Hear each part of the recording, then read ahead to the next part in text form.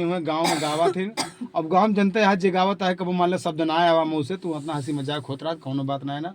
अब आप सबका सुना जाता है इनका जो ये बगल में बैगनी कलर का साड़ी पहरे हैं ये भौजी मिझौड़े से आए हैं आज। नहीं भौजी, नहीं भौजी नहीं, पुरान भौजी हैं हमारे लिए आज के लिए नहीं है।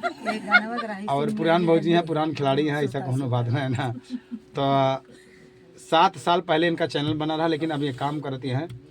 तो सुना जाए कैसे नहू गाओ तनहू तनका देख ली हम। हाँ स्टूडियो में पहली बार होती है ना, आए है कहते हैं नहीं आवा। चलो भाभी गावा का नाम बा तोहार? आगे और कुछ टाइटल बा काओ? बस अपने टाइटल आगल जी संगीता जी। चैनल नाम संगीता जी। अच्छा तो संगीता जी हैं ये और गाना कोनो बढ़िया सुनावती हैं और गावा।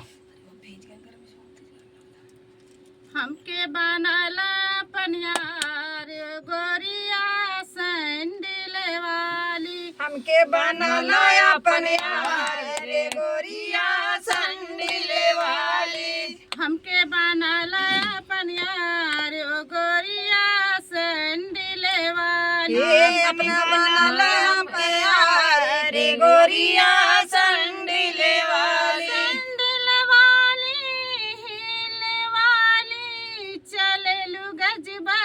चाल हो चले लुगज चाल हो, चले लुगज चाल हो, बहुत बढ़िया चले लुगज चाल हो, मुड़ मुड़ के देखे सब यार ओ गोरिया सैंडल वाली, मुड़ मुड़ के देखे सब यार गोरिया सैंडल वाली। बहुत अच्छा गाना है तोहर रहा लोकगीत हमके बनाला आपन यार ओ गोरिया सैंडल वाली। यानी गोरिया जो रहा तो सैंडल ऊंच के पहले रात खूबसूरत रहा था ना। हाँ